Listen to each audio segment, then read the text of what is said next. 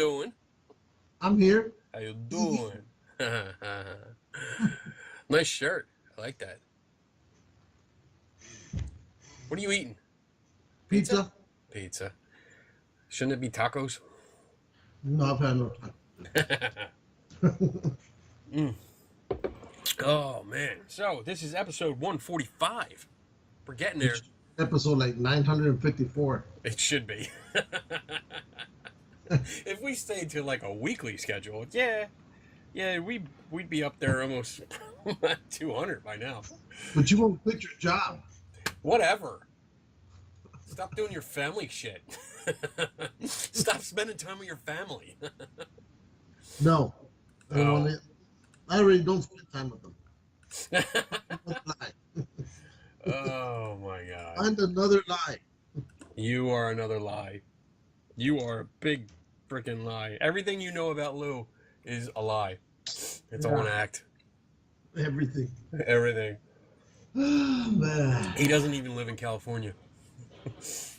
I'm planning to move out of here one day. One day. One day. Not yet, but soon. Right. We'll see. So, what have you been up to? Oh my god, what haven't I been up to? There's been so much since the oh my god, you're like, you're taking that like a champ. Every time I you ever see that movie? Where is it? The one with the asteroid, not Armageddon? No, the other one, Deep Impact. Yeah, the one that got sidelined because of Armageddon. Yeah, and I like Deep Impact better. But every time I eat pizza and I'm watching the movie, I think about that guy who was like trying to find the asteroid and goes, "Who are you, little fella?" Oh, there you go, and started tossing pizza everywhere. And, oh my God! He starts jamming in hard drives in there. Okay. You I know, don't think I've record seen it. You gotta watch it. That's what you said about that other that Ready Player One ripoff movie that was horrible. You kind of liked it. You didn't say it was horrible. But horrible. you say horrible now, but the last time you said it was okay. It was okay because I was bored and there was nothing on. I almost want to watch Zach Baggins instead of that thing. Watch the Impact, you'll like it. All right, maybe I'll check it out when I'm bored. Just for that pizza scene alone, I love it. So, shit, I guess we got to go back like 3 weeks because it's been a while. Did you get the corn nuts? For who? The corn nuts? The corn nuts. No, I did not. I totally forgot about it. 3 weeks. I know, and I totally forgot as soon as the show was over. Go now. I'm writing it down now. Corn nuts. Go now, because I know Wawa is right across the street from you. I'm not going now. Corn nuts. All right. Oh, it's there. because it's nighttime. Your neighborhood is dangerous at this time. No, it's not. Your neighborhood is dangerous. No, it's not. Mine, I can walk to Wawa. Either one of them, and it's fine. All right, In so 25 minutes. let's see. All right, so I guess like 3 weeks ago, Tim Vickers came down. Mm-hmm. He flew over from West Virginia. He stayed here for the weekend. It was pretty cool. Tim's a great guy. I mean, he's one of the nicest guys, and he's definitely he's more descriptive in person than when he is online. As in, like, every time I've talked to him, well, when I used to do his podcast, he was always polite. Chuck, right? What? That was with Chuck, right? No, that's with Matt. Okay. Matt doesn't like me anymore. Mm-hmm. So he would never curse. Like, every time we talk, he would find a polite way of saying it, and even when we would message back and forth, he would do the thing where instead of saying fuck or typing out fuck, he would go F and then asterisk asterisk K. Yeah. I'm like, dude, you can, you don't offend me. You can type out the curse words. But as soon as he got here, oh man, it was like a truck driver drunk off his ass. He was like, fuck this, fuck that. Damn, who the hell is this guy? So he was like me. Yeah, except without the accent. Yeah. He had his own accent. Well, that he does. Yeah. He's Czechoslovakian. You know that, right? Yeah. Yeah. Those damn Czechs.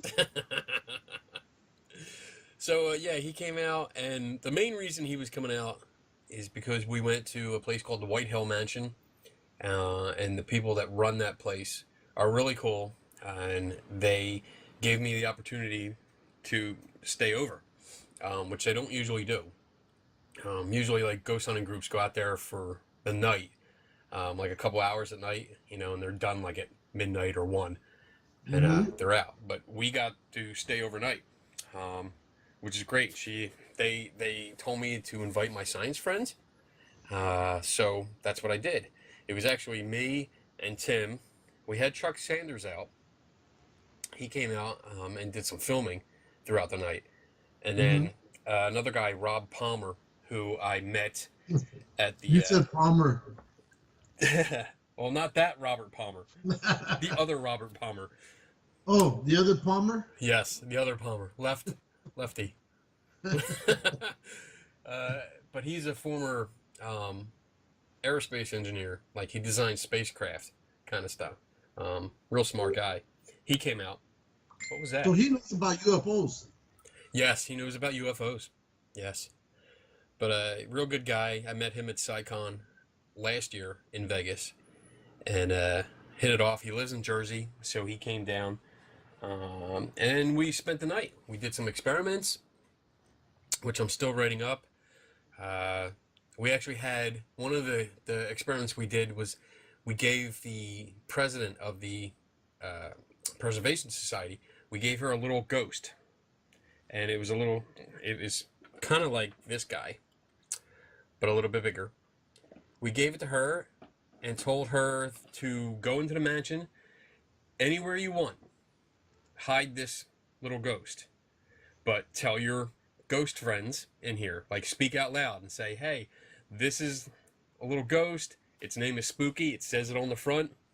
The people coming in here are going to look for it. You need to tell them where it is so they believe that you're here. This kind of stuff. And we did little EVP sessions on every floor, asking where the thing was, what it was, and to tell us where it was. Didn't work. We never found it. It's still there. Because they refuse to be your puppet. They refuse to be my puppet. Let's explore that. The ghosts don't want to do what you want to say. Well, then why would they answer anyone? What? Why would they answer anyone? Because they choose on their own time and who they choose to. They're not some trained dog that you can suddenly say. But that's what you're saying for everybody, though. Everybody that goes there and says, oh, we're going to do an EVP session, answer our questions, make a noise, do that. That's exactly what they're doing. Nope. Yep. Nope. Totally Now you're being their in a puppet. point figure. Have another piece. Me or you? Me. Me or you. I don't care. Oh. So we tried. We were polite. We weren't dicks. We weren't like, oh, we're the evil skeptics. We explained what we were doing, and we were trying to, show that there was something there. And that was just one of the many things that we did. We got to play. Oh, throughout the night, we did stay the night. Me and Tim stayed over. And there's one of the rooms is called the Bloody Bathroom. the what? The Bloody Bathroom. Oh, I thought you said the buddy bathroom. And I was No. That's It's not great. that kind of house. I was like, oh, now I know why you guys spent the night together. Buddy bathroom. Tim slept in a different part of the house. Damn it.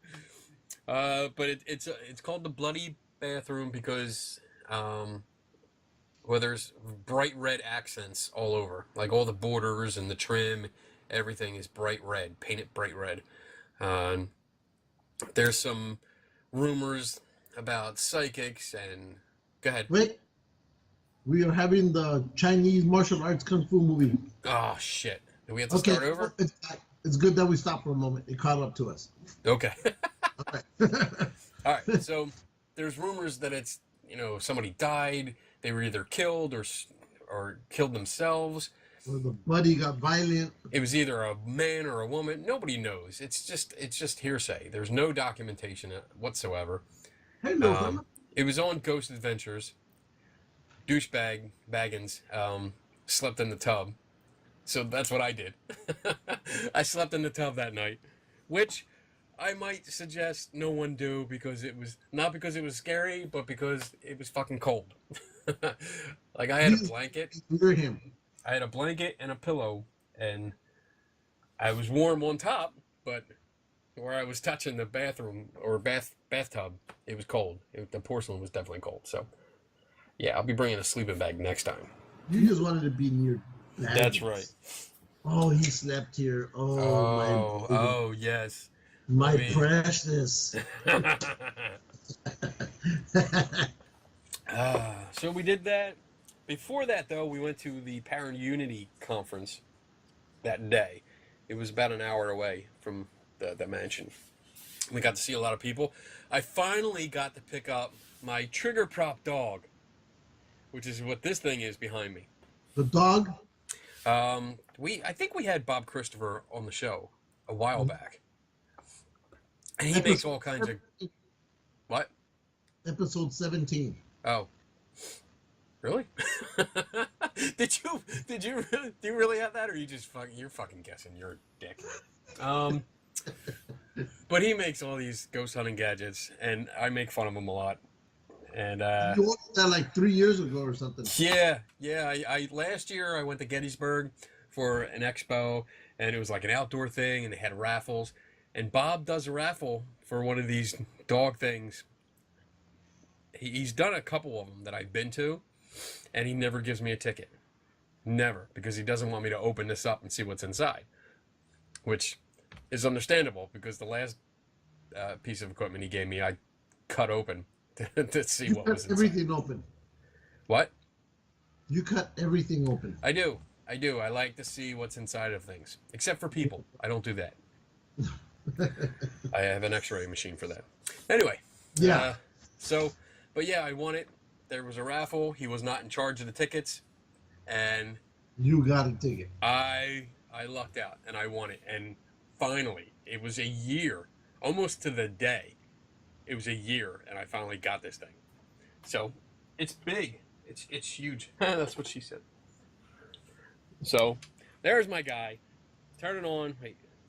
There it is. So it's a stuffed animal.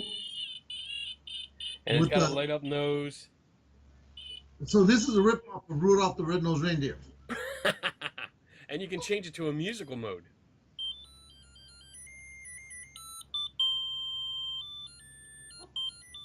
I don't know what any of that's supposed to do. Neither do I. Neither do I, but I'm going to play with it. And I'm going to open it up and see what's inside. There's probably a note in there for you. Yeah, he did tell me there might be a few surprises in there.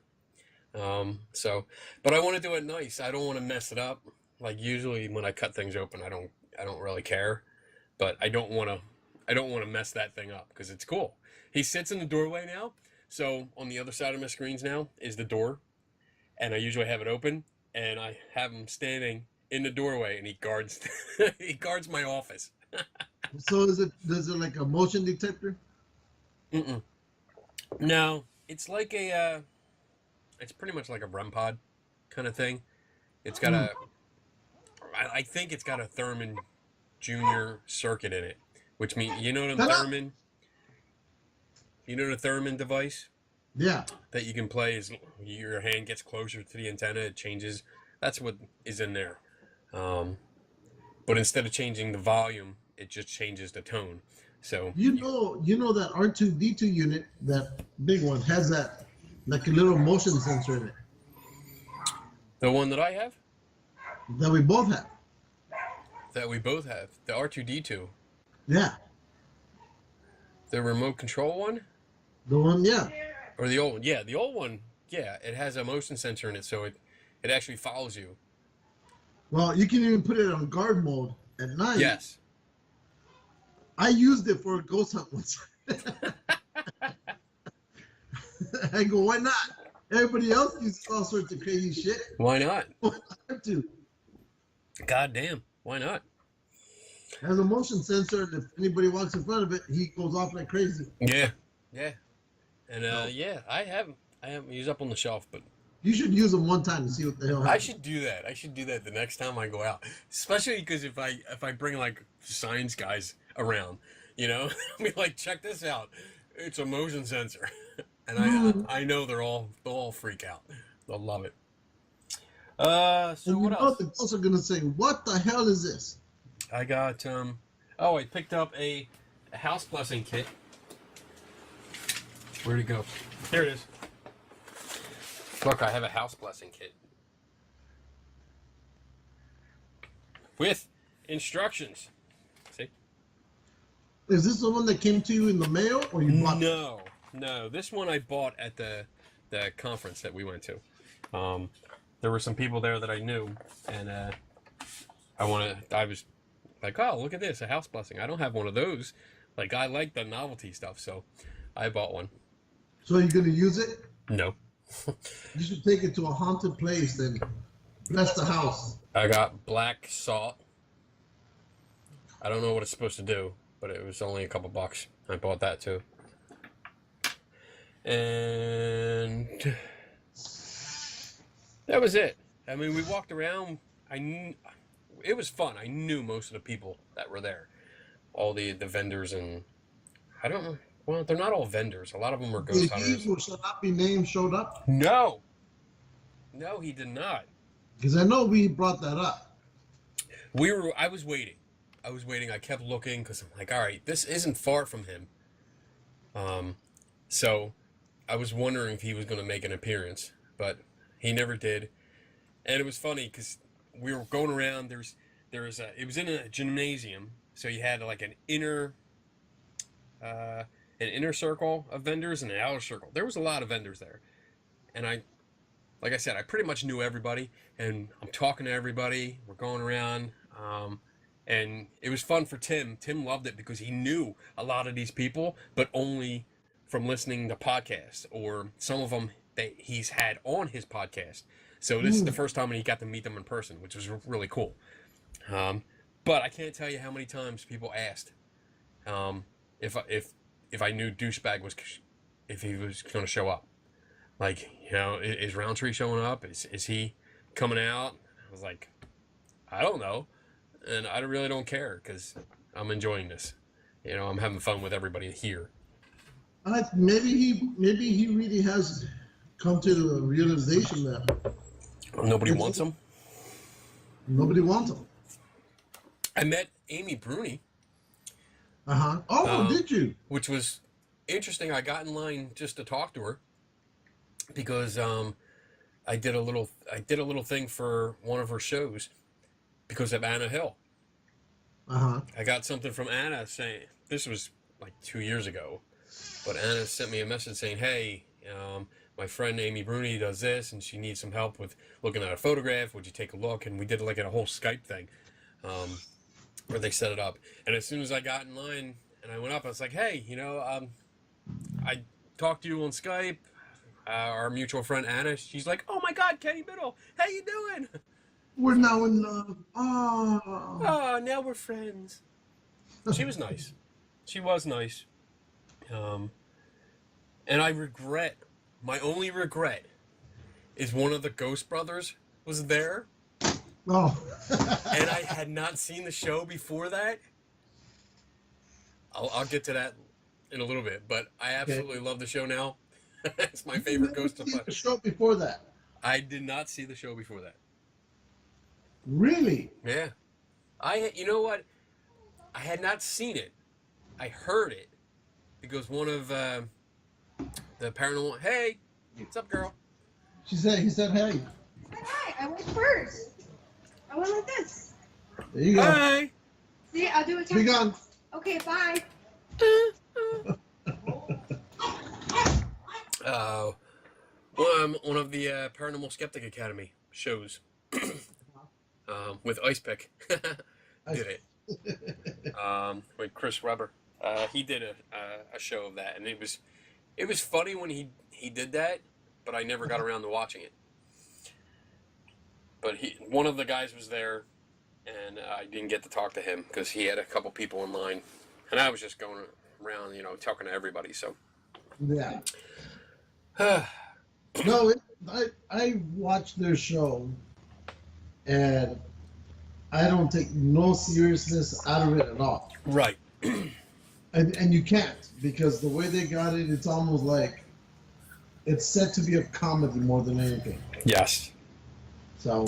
And that's we watched a bunch of them last week when we were down at Mellanie's house, and there were like 3 nights in a row where we went over, we just all chilled, we had dinner, chilled in the living room, and put on those while we were drinking. And like Mel's the same way. She's like, you cannot take this seriously. You have to take it as fun. They have fun with it, and that's all. Yeah, because it seems like none of them are experienced at ghost hunting. Yeah, it's like they're doing it for the first time, and they're just having fun. Yeah. And exploring the history, and it's just funny. It's just funny. The 3 guys are hilarious. I love them, especially the shorter guy. I think he's the funniest. I think they still have that fat guy, right? That's the short guy. Okay. Yeah, it tells you how long I've watched it. Marcus. I think his name's Marcus. But it was funny. We were cracking up because it was like they brought the episodes up, and it was like, holy shit, Ghost Brothers has 2 seasons, and like both seasons have like twice as many episodes as Ghost Stalkers did. Yeah. Ghost Stalkers had like 6 episodes. That was it. Ghost Brothers has like 12 or 13 episodes each season. I'm like, this is hilarious. I love this show. Oh my gosh. I love it. So that will be my weekend pleasure when I'm, partaking in the adult beverages. Yeah, so I don't know which one I like more. Ghost Brothers, or was it the rednecks that are running around the mountains of West Virginia? What's the name of that show? Mountain Monsters? Yeah. I cannot stand them. I like that show. They're the guys we met at Eric Altman's Bigfoot thing, right? Constantly. I cannot stand them. Just because the shit that they do is just stupid. And they are being serious. Yeah, but I mean, the stuff they build, I love what they build more than anything. Keep talking. I gotta plug my fan in because it's getting hot. Yeah, that's why I got mine running. But no, I love their show more because of all the stupid things they build. And it's great. It sucks. Even though none of it's ever going to, work. Ever. Ever. I just like, what they do. So, but I would never go on a hunt with them because I don't know if I'm gonna come back or not. Well, you probably wouldn't. They'd probably shoot you. They probably would. Racist bastards. Well, I mean, I'd shoot you too. Oh, well, 4 million Iraqis tried it and all of them failed. Yeah. Well, let's see. All right, so that was one weekend. I got 2 more to go, but I'll try and keep it brief. All right. So the next weekend we went down. We drove down to Tennessee and saw Mellanie. We were in Clarksville, Tennessee. We toured Fort Campbell, which was the first time I had ever been on an active military base. It was interesting. I liked seeing the aircraft. I liked seeing the monuments, and how it's pretty much it's a city with a big wall around it. Which was pretty cool. And she took us around for a tour. We did the Bell Witch Cave. Yeah, I wanted to go see that. That was okay. Really? Let me split it You up didn't here. get possessed or anything like that? Oh, are you kidding me? We I went mean, there. because she's supposed to be pretty badass. And did you go in there shouting shit and yelling at her and I dare you to come threaten me and blah Oh, blah fuck blah? yeah. You did Dude, all that stuff. there's so many different versions of the legend. It's ridiculous. There's some versions where it's a helpful witch. There's some versions where it's I've never heard just, of any of those. oh, well, they tell you that part. They tell you the version because we took the tour. You can take a tour of the fake house. Daddy! So they have a house. It's a log cabin that's a reproduction that is like a mile and a half away from where the actual house stood. Uh-huh. Um, Did you So go you- to the actual house? no, you can't because it's different property, Really? and the actual house is not there anymore. It's Okay. just it's a big open field, and there's like one tree that marks the spot where the house used to be, but that's it. The original house is long gone. According to the stories, too many people were visiting, so the owners actually burned it down, so that What? no one would trespass and get inside. So That's pretty stupid. Yeah. That could have been a cash cow for them. so that was gone. We took the tour of the reproduction cabin, which kind of sucked. It was dumb. We walked through and they had some mannequins set up in different rooms, and you listened to a CD. Like the tour guide came in and gave this speech about the rest of the family can't give the tour when I'm not here because no one knows the story. So I had it recorded, and I'm gonna play it for you. So basically, she pushed play on a CD player and then stood there Oh. while this professionally recorded CD played. And then I was getting pissed off. I'm like, I could fucking do this at home. I could buy a fucking CD and listen to this shit at home. I came here for the experience. Like, you fucking talk to me, bitch. But Yeah. yeah, it didn't happen that way. So that first part was boring. It was totally boring. Did you get to go inside the cave? Yes, that was the second part. So let me advise you. This is my advice. If you go there, it's 2 separate admission fees. One's for the cabin, one's for the cave. Don't bother with the cabin. It's a waste of time. What did they charge? It was about, I think, $18 combo. So it was $18 for both per person.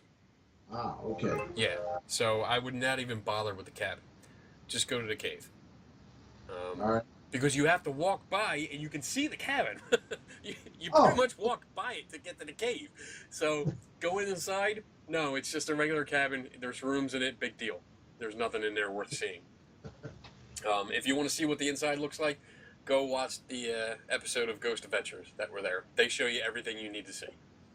Oh, okay. Yeah. Well, Yeah, they were there. They spent the night. But the cave itself, is pretty cool. It's a cool cave. You walk down a hill, so you're on the side of a cliff that overlooks the river that's right next to it, and you go down. They have the entrance of the cave a big gate, so they have to open the gate for you. But once you go in, you go down in this little corridor, and it opens up into this pretty decent sized room. There were maybe 20 people, and we all fit comfortably. There was tons of room to spare. and this is where the witch lived. According to the legend, this is where the witch was, which she wasn't, but because there was no witch. And then they take you deeper. Well, in the first room, it looks like there's a grave carved out of the stone, and there's little slabs of rock like along the edges, so it looks like a little grave. And the story is that there was a skeleton in it when they found it, but then it disappeared. So nobody knows where it is now. But the grave is still there. and you can see it. And I have pictures. I'll post a bunch of pictures up once I get I through them. always thought that they put her grave like under a cage. Well, that's like a. I think that's an urban legend kind of thing where the witch's cage. Like if they thought somebody was a witch and they buried them, they put a cage on top of the grave. Yeah, Yeah, to keep exactly. them in. There was one not far from me. Really? We Yeah. gotta go next time. I need to see this. It's no longer there. Oh, fuckers. It Damn witch used to be, escape, huh? but the cage rotted away and it's just gone. So the witch escape. Yes. So there was another corridor that you go down, and it was a long one. You kind of had to like work your way through it because it wasn't just straight. There were parts that were like that, but you opened up to another room, and the cave itself was cool. Oh, okay. Without the legend, like it didn't need the legend. The cave itself was pretty cool. I mean, I could totally make the whole gate my front door. Put up cinder blocks. Did they have like witch paraphernalia in there, or trying to sell you witch No. stuff? No, Anything? I was actually upset with because, I mean, you know me. I love novelties. I love shit like that. Yes, And you do. That's the first thing you go. You go into the gift shop, which when I walked in, I'm like, there's just Xerox copies. They have like framed and behind plastic documents, Yeah. supposedly from like diaries and all that stuff, but they're all photocopies. Nothing's original. Oh. It's all Xerox copies. Because I'm looking at it going, Before you go on, and I know I'm skipping a lot All right. forward. I'll be right back. When are you heading to Vegas again? fuck, dude. You can't wait to the end? No. I don't. October 18th. Okay. You may move forward now. Oh my god. There's like absolutely no point in asking me right there. Because now you didn't do anything. You didn't do anything with that information. You Well, I just was gonna sitting do there. something. I was gonna do something, but then, Ugh. damn. Anyway, so Anyways. we did the cave thing. Then we left. Mellanie showed us around to like the cemetery where the Bell family is, which was cool. She showed us where the original house had been, and I have pictures of that. Showed us where the cemetery where John Bell was supposed to be buried. It's like a small private cemetery on private land, so we couldn't actually get to it. But they know the spot, and I seriously contemplated going back at night and finding the cemetery so I can get pictures of it. But I did not do that. I'm surprised you didn't go looking for the owners and say, "Hey, can I visit this grave?"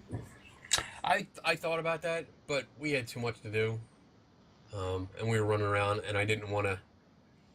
It was like you're out in the middle of nowhere, and the driveway to get to the house that was near it was like 2 miles long. And I was like, oh, all right, so I'm not doing that. Maybe next time. Next time, if we do something like that, I might do that. All right, so we did that. We did Fort Campbell. Or we could do a late night mission and Oh my. Say no more. This could be held against us when we get caught. But we did do a lot of late nights. I felt bad because Mellanie had to work in the morning. We were keeping her up to like midnight, almost 1 o'clock in the morning, talking, debating, yelling. I think at one point Donna was like, "Oh shit, they're gonna start fighting, like fist fighting." We were yelling at each other. It was great. Had a great time. And then we went up. Oh, this is one of my favorite parts.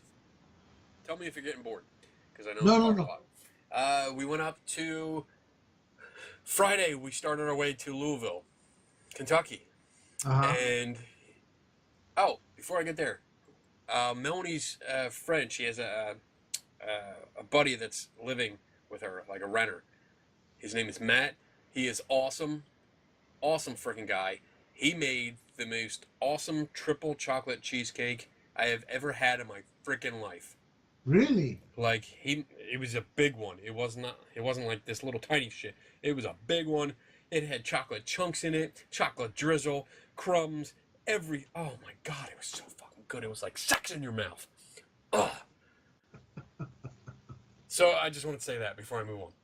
Yeah. Okay, well, now we know. Now you know. So yeah, we started our way up to Louisville, and one of my goals for this road trip, was to visit a house that was in a film, and we talked about this a while ago. There was the Blackwell Ghost House, Yes. and I had found out where it was in Kentucky, even though the film says it's in Pennsylvania, and we stopped by.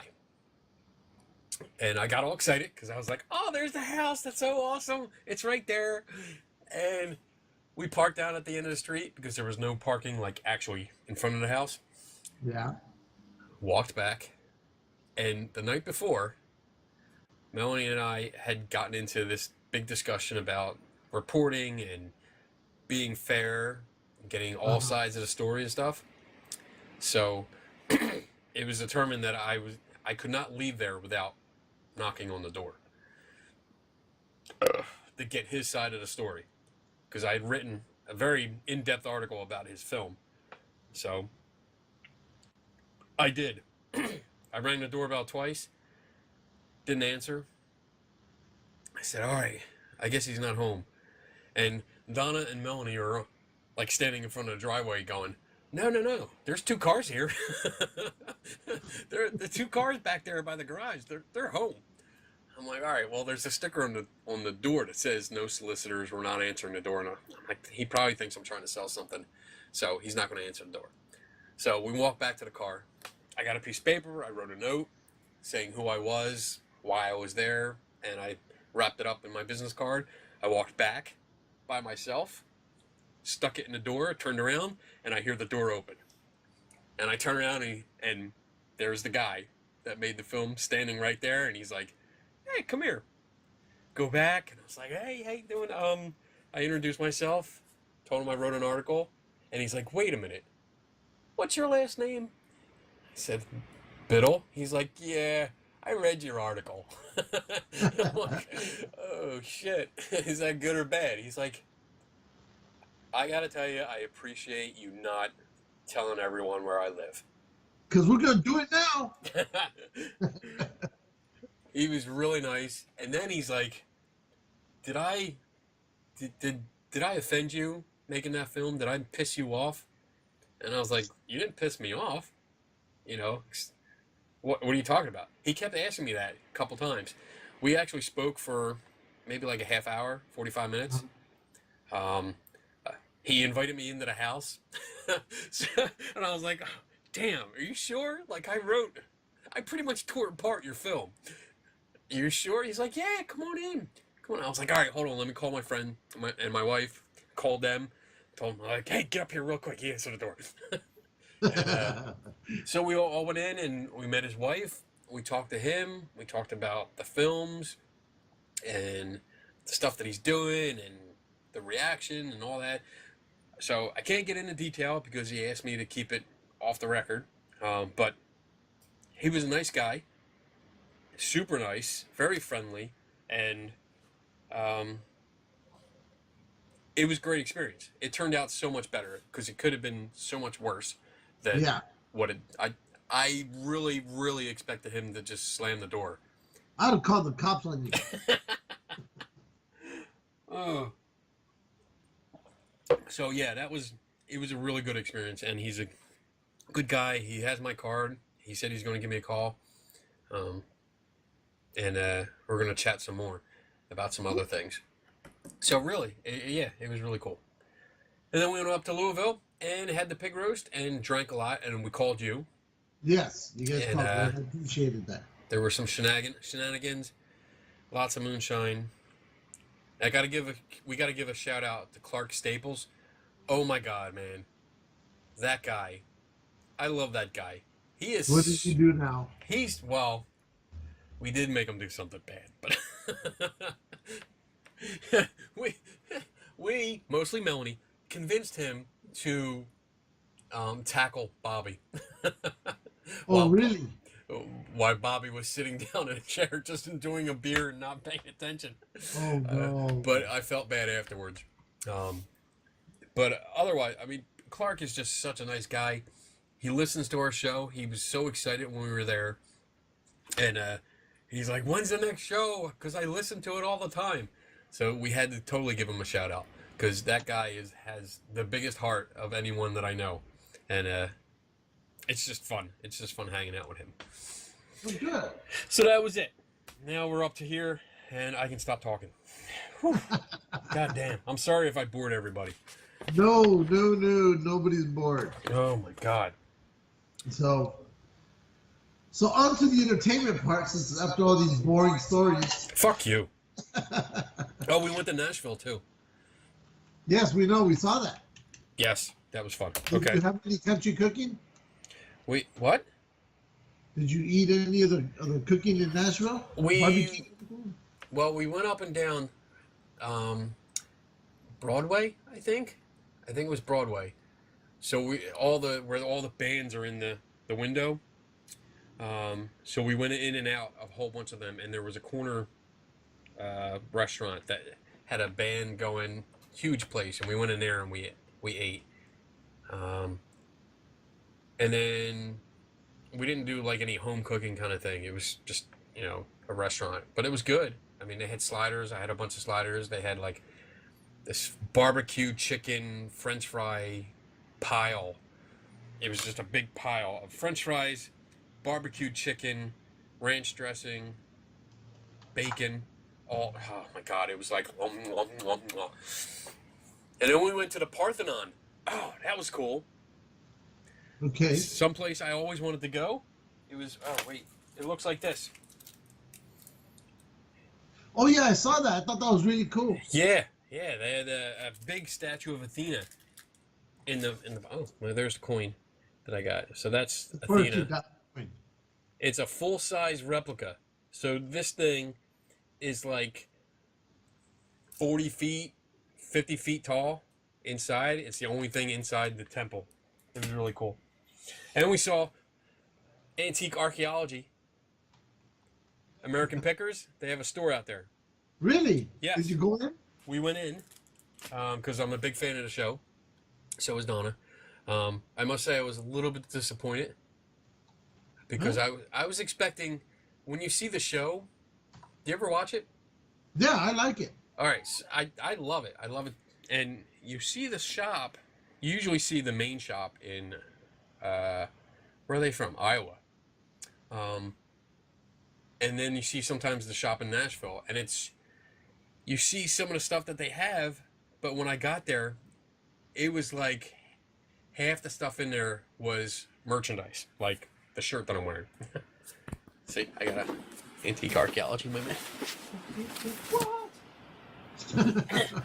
But I mean, tons of t-shirts, tons of mugs, tons of glasses, tons of magnets and patches and stuff like that. So there was a lot of retail merchandise when I was expecting more of just all the antique shit that they had. But they did have a lot of stuff.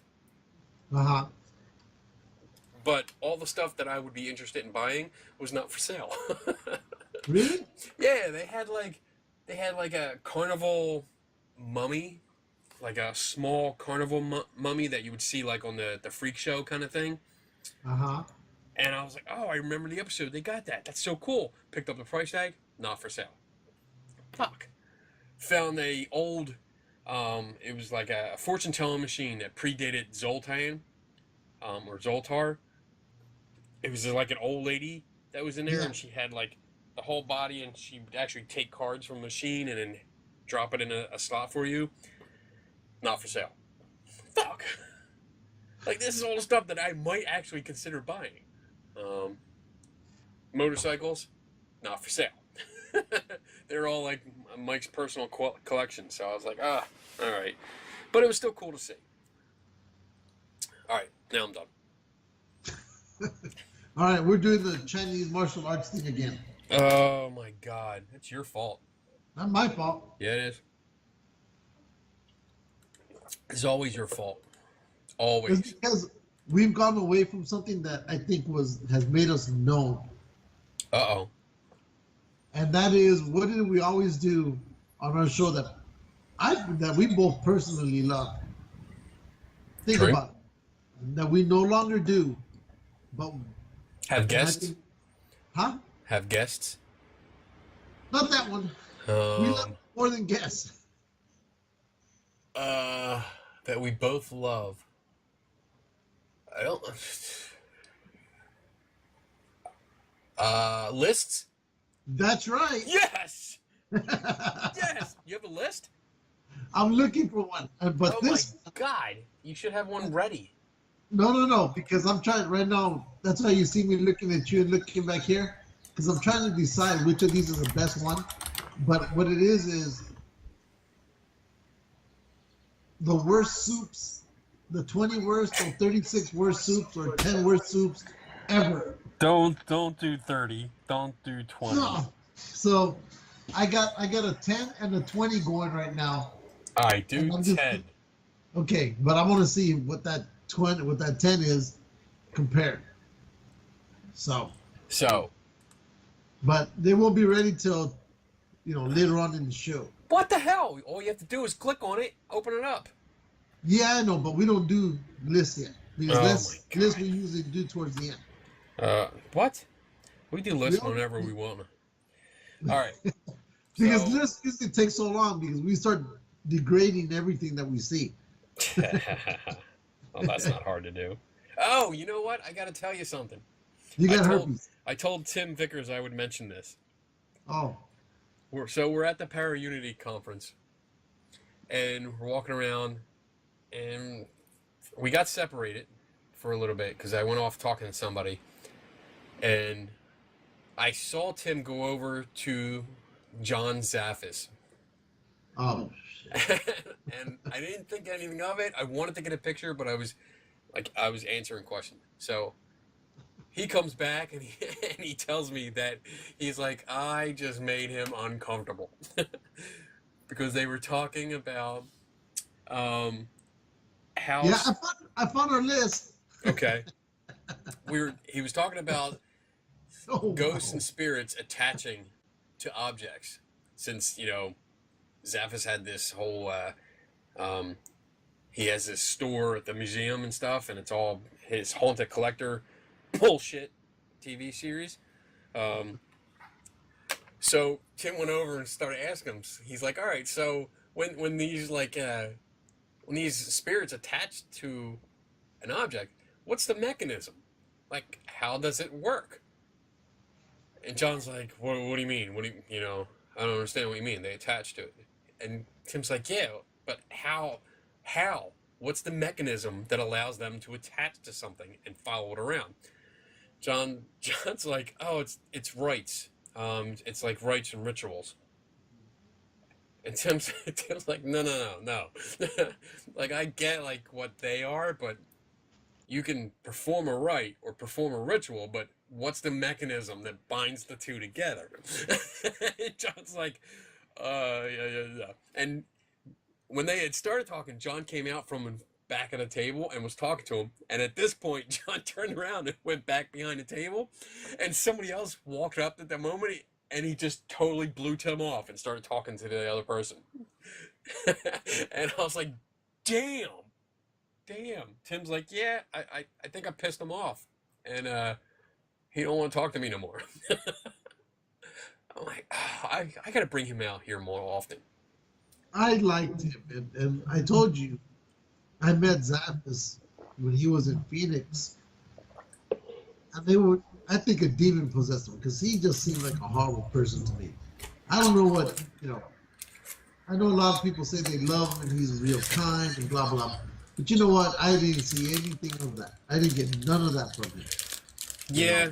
I mean, And I wasn't really trying to talk to him, but you could see, the nonsense coming from him. Yeah. I met him like years ago, and it was at the Mid-South conference. I met him.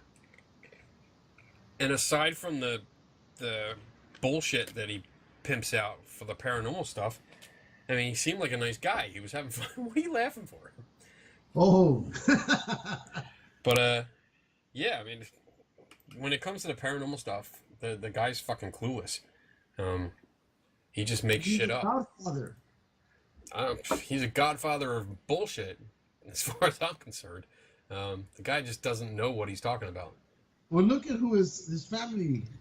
Well, is yeah, taking up for. yeah, the godfather of con artists. So, yeah, there you go. And they're coming out with the third movie. So horrible. So horrible. All right. What else we got? We got a couple trailers. Yes. So, you want to talk trailers or do you want to talk Solo? So I haven't seen Solo yet. Okay. So we can't talk about it yet. How about, do you have a spoiler review? A spoiler-free review. I'm not even drinking. Holy shit. About Solo? About Solo. Did you see it? Yes. Okay. Did you like it? Surprisingly, I did like it. Oh! My goodness. But because there's not always a but. as much as the other Star Wars movies. Okay. Well, that's okay. And I did say the movie it did well, but it didn't do Star Wars well. So I was right on that. But outside of that, I can't say anything until you go watch it. All right. I'll say this. I'll say this without really ruining anything. The robot here that they use in this movie, Yes. I think I love him a lot more than any other robot in any other movies. Wow. I will say that. So, and when you hear this robot or when you watch him in the movie, you're gonna say, "That's my kind of robot." Wow. You understand? Okay. And if you don't agree, then I'll tell you why I think you would have said that's my kind of robot. Okay. I do suggest you go watch it.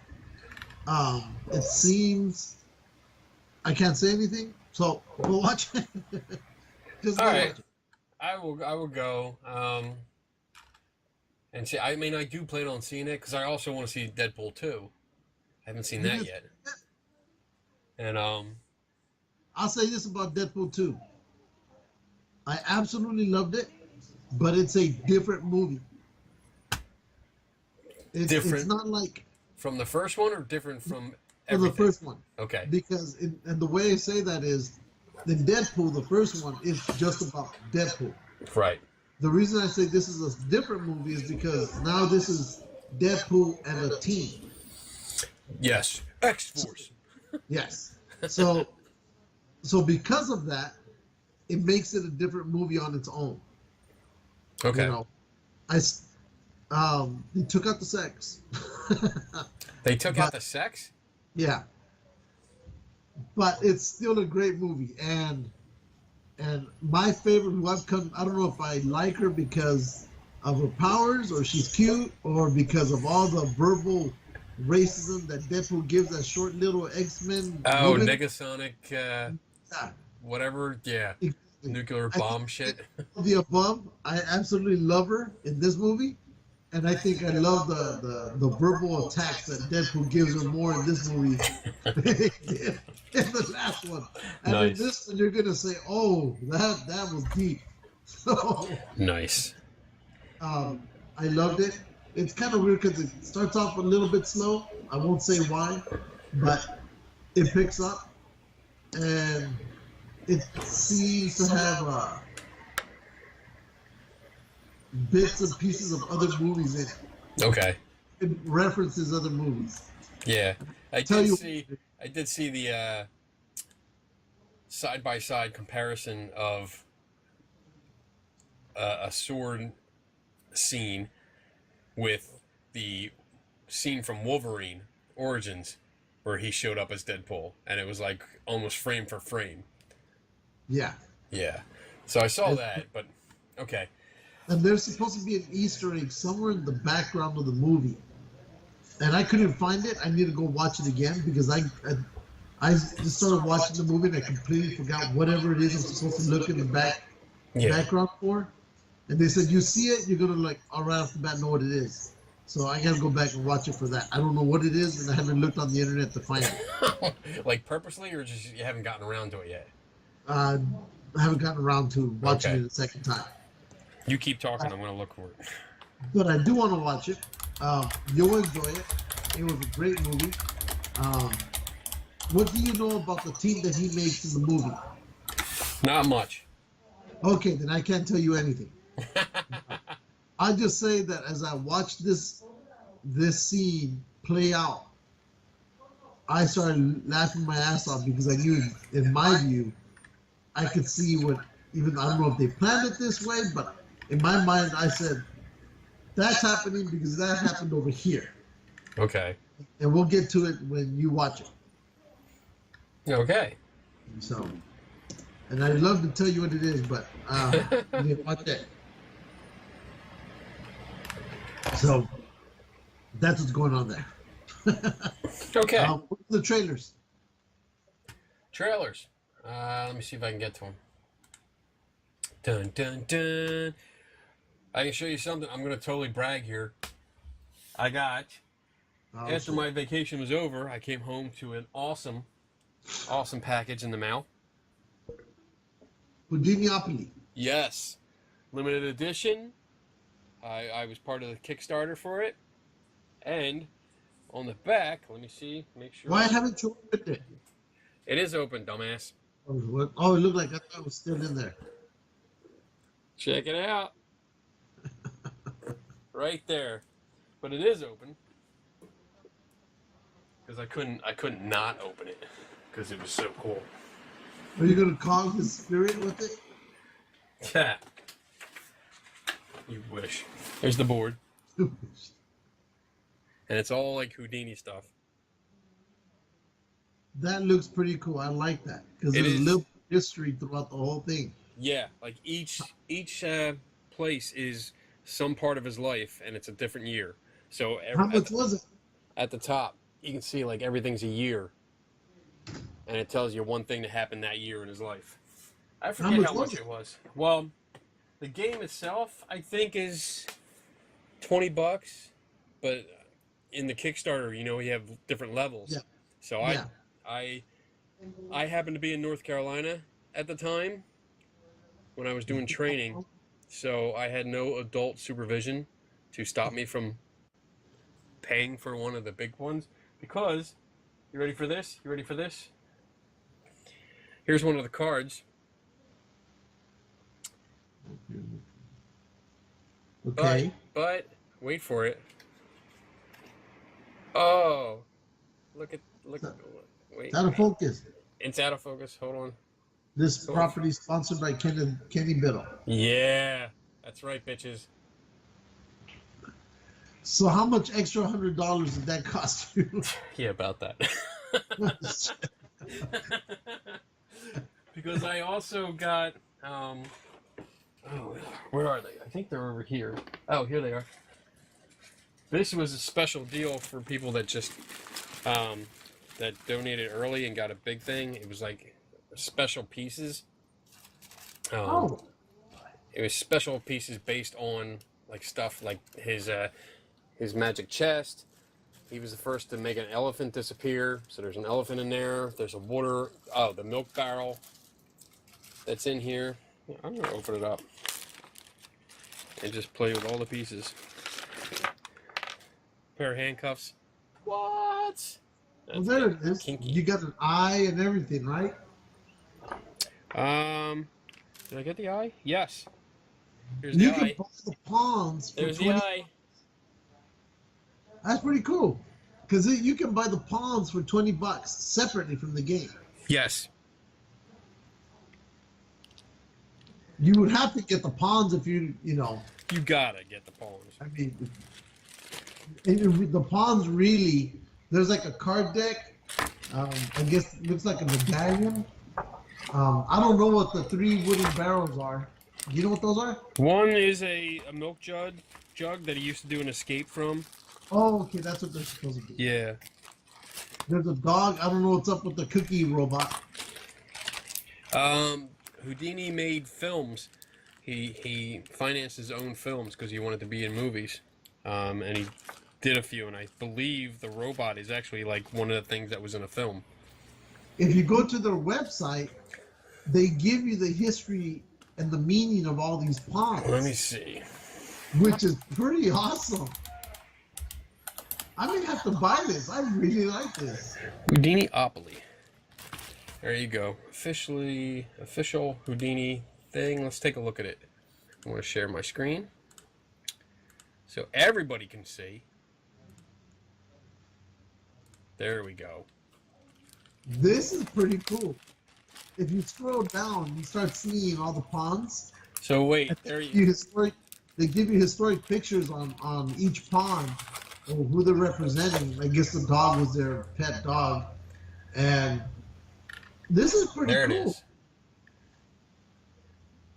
is. Keep scrolling down. By now, there you go. So the handcuffs, what he's famous for. His traveling trunk that he used to escape from. When performing in Hammerstein's Victorian Theater in 1912 in New York, Houdini requested his weekly salary in gold coins. So that's there's a gold coin in it. There's his mama. Houdini and Charlie, best friends forever. There's my gold coin. Yay! Let's see. Oh, there's the elephant. And I have the elephant. You know what? I'm getting paid tomorrow. I'm gonna buy Well, the it. game itself is $50. Yeah. It's but it's 35 worth for the game and 15 for shipping. Houdini loved animals, and for most of his years, he and Bess toured with a little dog. Charlie was a tiny poodle they cherished. They also, from time to time, used a rabbit and an eagle or falcon in the show. Well, it says the game is worth $35. Well, yeah, 35 plus 15. Okay, I see the 50. I see what you're Yeah. saying. Okay. So you're paying $70 for this stuff, but you know what? If you're gonna buy this game, if you know after watching this or whatever, Yeah. you have to buy the little markers after it, or these little sets, because it just makes the game that much cooler. So it says one of these great robots, since Houdini had the first robot in any major motion picture in what was called the Master Mystery. So he had the first robot in any movie. Wow. It was pretty cool. Hey, you know what? Maybe We should play this online. We You sh- move that part and you set it up right there, and I'll roll from over here. we could totally do that. And I know we bore could. the shit out of people. We're still, even though we've been talking about trying to do a Dungeons and Dragons type of deal for years. Yeah. Yeah, that'll never happen. But it was pretty cool. I'm really happy with it. I mean, it's really done well. It's Yeah, not it is, and cheap. it's beautiful. The cards. Here are the different cards. What does it say if you land on the spot? That's what I'm interested in. What do the cards say?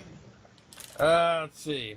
This one says, Houdini stated, as king of cards, you just did your best card trick. Collect $200.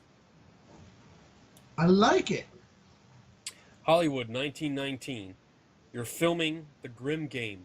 2 planes crash. You filmed the first mid-air plane crash in history. Rewrite the script, and it's in the film. Collect $1,000. You know what? I'm about to get this. Now, see, you have to get the extra pieces because this is what they give you for the regular pieces. But even then, I mean, if you were just happy with, those little sorry, because they look a lot like the little pieces from the game, sorry. Yeah, You have to exactly. get this other stuff. There's the money. Ooh. That's pretty cool. I wonder if the money has names on it too. Really?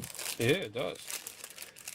I'm gonna check the money too, because I don't remember. It's so long ago. I don't remember what I sponsored. I sponsor everything. Frank, Martin Beck, Hardin. Oh, Hardin, nice. Okay.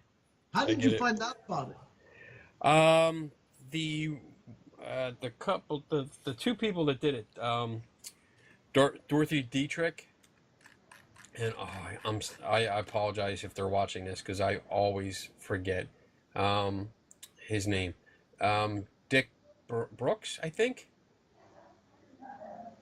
that's his name, but they run the Houdini Museum up in Scranton, Pennsylvania, and it's a museum dedicated to Houdini. It's got a lot of his props. It's got a lot of You stuff. were there, right? You went to I go was see there, it.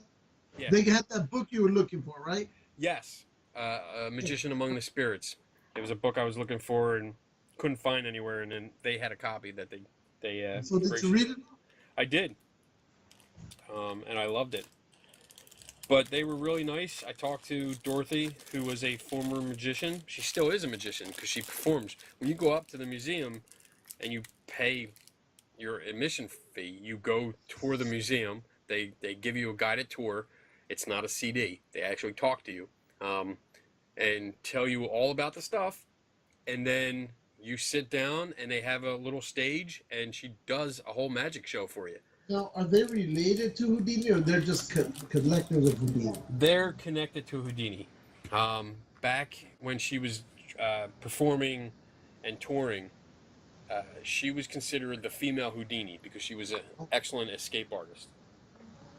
And she was the only female, I believe she was the only female that ever did the bullet trick. And she made a name for herself. And she was super nice. I talked to her afterwards, and I kind of explained like my interest and what I did, and we got to talking. And I've talked to her on the phone a few times since then. She's invited me up. They do one of the Houdini seances on Halloween. So, or they set it up like the weekend around Halloween, and they do a Houdini seance with the blessing of the family. Like they know the surviving Houdini family. Yeah, which is really cool. So I'm hoping that she invited me the last 2 years to go, and you haven't gone? I haven't gone because it coincided with the Vegas trip. That's why I couldn't go. I was already committed to that. This year, though, the Vegas conference is like a week and a half earlier. Yeah, and that's why I asked you, because Patty and I didn't know, but she has us scheduled to go back to Vegas that weekend. Oh, cool. That normally you guys show up. So I was like, I think this is the same weekend that Kenny and Donna are at. Yeah, so we'll that was asking you. Cool. So, yeah, so I'm hoping this year, I want to send Dorothy a message and just see, like, when is the seance this year and is there an opening? Because I would really, really, really, really, really like to sit in on that because I think that would be really cool. yeah. And she's super nice. Like, I've actually called her when we were up in the area and we stopped by the museum. It wasn't open during the week. It's only open on the weekends. But we stopped by and I sent her a message. I'm like, hey, any chance you're here? And she called back. No, they don't actually live near the museum, but we just chat about like all kinds of shit. They are responsible for the Houdini bust that is at the grave. So when I went and visited Houdini's grave, the whole thing, at the top of it, there's a bust of Houdini, and years ago it was vandalized and stolen, the original one. And I wonder where it's at now. It's not in my house.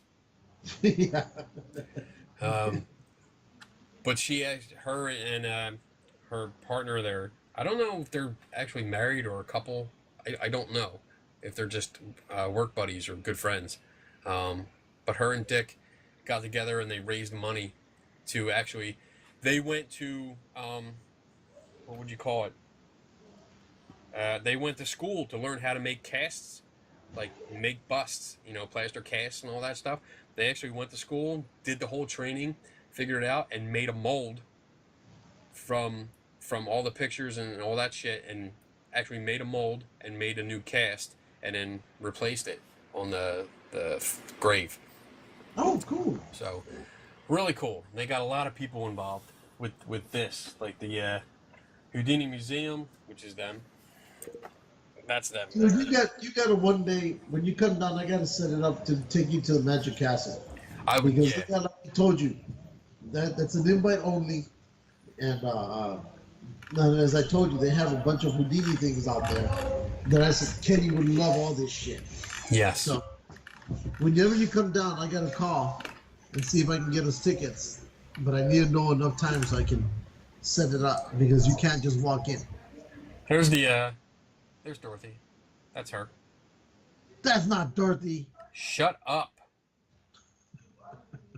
So she does a nice thing. This is the website for the museum. Maybe next time you're out this way, if we have nothing to do, nothing planned on a weekend, we'll go up. I think we're going out next year. That we're would going be up cool. next year because we go see you guys every other year. Yeah. But yeah, like there's, I don't know if you can see it. You probably can't see it. There are a lot of pictures, a lot of stuff. All right. We got to check it out. Yes, definitely. I'm gonna see if we can actually nail down, maybe like on a weekend, if we can nail down an actual date, maybe we can have her on the show. That would be cool. And talk about the game and like what it took to get it going. Houdini. Huh? Everything Houdini. Yes. Well, some things Houdini. We can't just like, hey, come on the show, talk about Houdini, not yourself. Well, okay. Yeah, it would be nice. All right, what do we got here? What else we got? We talked about that. Before we go on, because I know we're going to do our list eventually. Yes. 2 choices. B. Do you want the 20 worst soup ingredients, or where did it go? Or do you want top 10 most bizarre soups? Top 10 most bizarre soups. Good, because that's the one I have ready for you. Yes. All right, we're jumping into it? Not yet, because I'm sending it to you so you can open it up. Oh, you lazy fuck. No, because it's better when you open it up. Yeah, because your internet sucks. Who cares, fucker? I hate you. Not much. All right, let's see. So that's what I was thinking. Like, we haven't done a good list in a while. You're right. I think this list would be great. All right. Number 10. Menudo. I used to listen to them. Wait. Is the soup named after the group, or did the group named themselves after the soup? The group just named themselves Menudo. What is in this? This is a personal favorite, and while it is not very bizarre where I come from, some may find cow stomach soup. Now, before we go on, mostly in Mexico, this is eaten. Especially, mostly for the morning. If you had a hangover, this is what you eat. Now, I will not eat the pig line, the stomach lining. I'll only eat like the hominin. Hominin? Yeah, that. I will have that by itself with lemon and salt. Huh? Menudo consists of tripe or cow stomach, onions, cilantro, oregano, chilies, and hominy. Yes. Now, if you eat it like that, it's decent to me, right? Like I said, I won't eat it with all that other stuff. I'll add lemon and salt and onions to it. But that stomach lining nonsense, I will, and Patty knows this, that I will stand in front of the oven for 20 minutes if I have to, picking out all that meat, so it doesn't go in my soup. All I have is the soup, the hominy, and everything else I add. It And says she, huh? it says the tripe is so tender it almost melts in your mouth. It is. I mean, I've accidentally eaten one, and it is. But if I find out that I'm actually eating it, I'll You're start done. to gag and want to throw up, Really? and I'm done. Oh my god. So, but when you come down, I'll introduce you to it, but you'll have it just without the stomach lining. Okay. Because the hominy is, I just consider hominy like big So- pieces of corn. Is it just you, or does your family eat this? Are you the only one that picks it out, or are you just not make it I'm at the all only with one it? to fix it out. Okay, so it is in there when Yeah. it's made. Okay, because if we try this, I want to try it with this. I want to try No, it it's first. in there. It's Okay. in there. You can try it. I just, no. All right. Kaburu.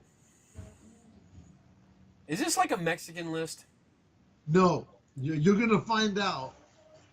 It is not Mexican. Perhaps the simplest soup on the list comes to us from Chaga tribe that lives at the base of Mount Kilimanjaro. The tribe depends on agriculture for their livelihood, focusing on bananas and coffee. A no-frills type of life gets you a no-frills soup made of sweet bananas, beans, and dirt, Dirt. or earth, as they call it. Essentially, the ingredients are all mixed together to form a soup, including bits of twigs that can be seen in this picture. The dirt supposedly gives the soup a saltiness and earthiness flavor. Really, the earth gives it an earthiness flavor. I think that part would be on that other list of the 20 most, bad soup ingredients. Wow. Dirt. Okay. Super soup. Super soup. All right, what's the? This already looks bad. Yeah. This And I I want think to. it's in, I wanna think make it's in this Africa bigger. somewhere. Can I make this bigger? There we go. That's a little bit bigger. Oh, what the fuck is that? I soup- thought human body parts at first. That's what I thought. I'm like, is that like a dead body? The soup reminds me a little of menudo, with many parts of the animal being used to create a flavorful soup or stew. Supa means soup, Soup. but the breakfast version of this Tanzanian soup is the most extravagant, made from goat lungs, heart, liver, head, cow, stomach, intestines, and tongue. If you're lucky, you might even get a cow hoof and tail thrown in. Thrown in. The hooves are sometimes boiled and is called supa ya makangora. The soup eaten for breakfast is a traditional dish in Tanzania and is also widely known to cure hangovers. Now, before you go on, Okay. if they served this to you, but you didn't see this picture, I would they try. told you- yeah, would you try it? Yes. Now, if they said, look, this is where it came from, showing you this picture, Fuck no. Nope, that was a massacre. I don't care what you're saying. We call that a crime scene. I think you Where I kicked the come from. village over. Done. I know what happened in Rhodesia. Oh, chicken testicle soup. Do they have testicles? I guess. I did not know that. Well, now you know. Wow. But Very this similar. is not like our traditional chicken soup. There you go. Keep reading, bitch.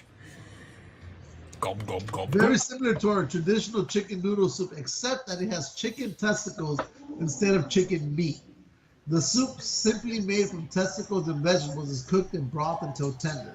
The testicles are creamy on the inside and very soft. Gee, I wonder why. Similar to with a tight skin like a sausage, others have compared it to an undercooked egg with a custard consistency. Again, the testicles are said to have good side effects. In this case, good skin for the women and stamina for the men. Oh, it's one of those religious beliefs. Yep. I always heard that kind of stuff is good for your skin. I never heard that. Eat chicken Except testicles. You can movies. last longer. Except in porn movies. There are black and white chicken testicles available for soups.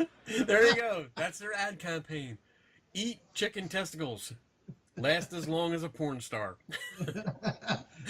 Millions of female porn stars attest that made their skin better. Wow. Bird nest soup. Where do you What? find this shit? Because we always get the worst type of food Yes. for Christmas, the most bizarre thing. So I go, what could possibly be out there that we wouldn't think of? Soup. You just ruined soup for me. Let's see. One of the most expensive soups on the list, bird nest soup, is made from the nests of swiftlet birds. Swiftlet birds. The Chinese soup is a delicacy and sells for as much as $30 to $100 a bowl. God damn. A You gotta get kilogram. into the soup business. A kilogram of the nest can cost up to $2,000. Soups made from nest are almost entirely from the bird's own sticky saliva. Ugh. Yeah. So you're eating sticky bird spit. Saliva. Spit. Yeah. Spit or swallow. You wonder Spit. if the bird hocked up one. Yeah. Like what's it hocking up? Ugh. Let's see. The nest dissolves and becomes gelatinous with water. The bird's nest have been in Chinese cooking for centuries, usually in the soup. Swiftlet birds make their nests in caves by the male in caves, but the male and take over 35 days to build. Oh, they're poor birds. The cup-shaped nests are interwoven strands of... I can't even...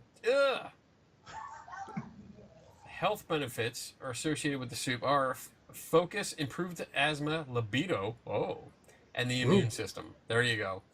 You know what? I work with a bunch of Chinese people. I'm going to go ask them tomorrow, do you eat this stuff? Yeah, find out if they eat it, because it's gross. Yeah. Deer placenta soup. Ooh, you want me to read this one? You got this. All right. In Shanghai, China, you can have deer placenta soup that will help you in bed. Ooh. Oh. Your kidneys, skin, and vitality. Oh, I am starting to see a trend here. The soup is made from mushrooms, flowers, black chicken must be where the black testicles come from. That's racist. While the soup actually sounds good, the placenta is elastic, making it chewy when eating it. If you do not know exactly what a placenta is, here's the definition to make it even more appetizing. The sac-shaped organ that attaches the embryo or fetus to the uterus during pregnancy in most animals. Blood flows between mother and fetus through the placenta, supplying oxygen and nutrients to the fetus and carrying away fetal waste products. The placenta is expelled after birth. Yeah, no. So, there are black chickens? I've seen black chickens. I just didn't know they have black nuts. Like, chickens are black and white? I thought it was just feathers. No. I was thinking feathers too.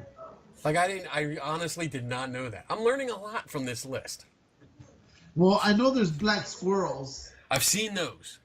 I've seen those and they're beautiful. There's none around here. No, they're all at the White House. They are, because when we went to the White House, that's the only place we saw black squirrels at. Okay. It's the only place ever. We've never seen black squirrels anywhere else on the East Coast except for at the White House.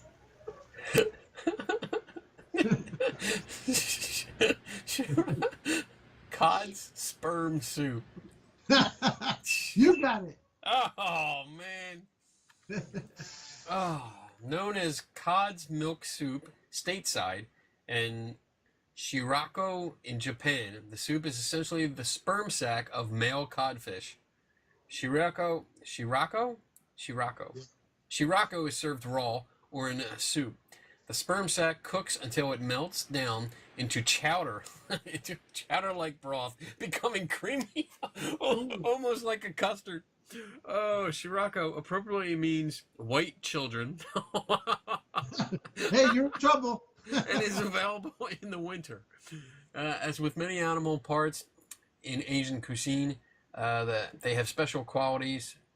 Eating the cod sperm gives you stamina in bed. There is a restaurant in New York that serves the dish as a specialty. You need to go there. We need to go there. Oh shit. Yes. We will go there and we will get an order of this and we will try it together. But the question is, do we get 2 bowls or 1 bowl? One. And we'll never speak of it again. That's the quickest you ever had. 1? One. Okay, we'll do that. Since we're going out there next year, we'll do that. Fruit bat soup. Oh, wow. Yeah. I think if they put this in front of me at a restaurant, I'd probably I'd kick it. I'd be like, wow, there's something in my soup. What the fuck? Somebody put a bat in my soup. Here you go. This next soup would not be so bad if they would at least take the fuzzy fur off the bat. Now we're already off in the bat. Now you got hair stuck in your teeth. In the islands of Palau, this soup is again a delicacy in town. Although I am starting to think many of these delicacies came from unknowing tourists willing to try anything. Fuckers. The island has 2 types of bats, the insect eating and the large fruit bats. The latter are cooked in coconut milk, ginger, spices, and boiled for several hours. At some restaurants, the customer is able to choose his or her bat before cooking it alive in boiling water.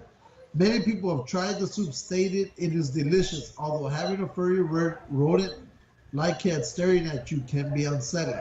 Now, mind you, I saw this soup for once in that fat guy who eats that weird shit throughout the world.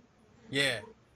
And even he said, I can't do this, because they give him the bat that they're going to kill. They take the bat to the back. They take a big old cleaver right down the middle, right? And then they throw it all in the pot. That's it. They throw it in the pot. They added the ingredients. Then they take it to the guy in the plate at his table, and he's like looking at it, and he goes, they didn't even clean it out or anything. And so he tried, and he goes, I can't do this. That's the few times that he said no. And I said no with him. Fuck no, dude. Do you eat the bat? It doesn't say. Do you have to eat the bat or you just eat the broth? You have to eat the inside.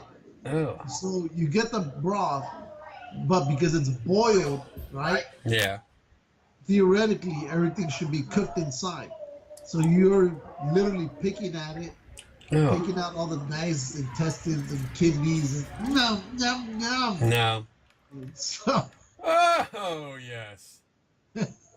Tiger penis soup. What the fuck? Wow. I swear Asians will eat anything. There are many penis soups out there. What? Wait, what? There is? There are many penis soups out there? I never heard this. Never heard of. That's a big penis. Look at that thing. That's like all spiky there, too. That's scary. Yet this is a penis. There are many penis soups out there, but this is by far one of the most rare and expensive. Tiger penis soup has been around for centuries in Asian cultures, known for its almost mythical properties akin to Viagra. Uh-oh. Here we go again. The dried tiger penis is soaked in water so they dry it out and then soak it in water again. Yeah. Well, Can't you it just tastes skip that? better wet the second time around. Okay. Soaked in water for a week and then simmered up to 24 hours with other spices and medicines, at times with tiger bone. A single bowl of soup can cost you up to $400. Tigers are an endangered species and protected, yet many Asian markets still carry tiger parts in their shops. A recent survey of New York's Chinatown revealed that 60% of the shops claim to carry tiger parts. If you do decide to buy some tiger penis, make sure it is legit. Shady shop owners often substitute ox or deer tendons for the real thing. Like you would know. Yeah, we wouldn't know. Like, Now I gotta look it up. Man. All right, you ready for number one? Let's see what number one is. Blood soup. Ugh. Oh, I went too far. There's no You're right. picture. Vietnamese blood soup. I think I've seen this made. Let's see. I think it was on the same show, Bizarre Foods. Let's see. think I Hey, watched did it. we have a number 5? Why is there a number 5 down there? We had number 5. I think that's a bonus. Okay, we'll read the bonus after. You read this shit. Read that shit. Okay, so Did I show you Vietnamese my blood raccoon soup. penis? What? Did I show you the raccoon penis bone that I have? No, Okay. Go ahead, you read. you're gonna make a soup out of it. Yep. Finally, we have a soup so bizarre it can be hard. It can hardly be called a soup at all. It's a traditional soup in Vietnamese cuisine made from simple ingredients: raw blood, usually duck, cooked gizzards, and topped with peanuts and herbs. Everything in Vietnamese has peanuts. The soup is refrigerated so the blood coagulates and then be eaten chilled before the blood loses its gel-like consistency. Supposedly, the soup gives both the person making and eating it strength. Oh, it's like a superpower. Its popularity has declined since the bird flu spread through Asia. Yeah, I can understand that. Although many still eat it, there is concern for the public's health in consuming raw blood from ducks.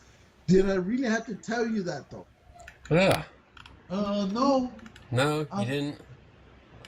Wow. What is this? Here.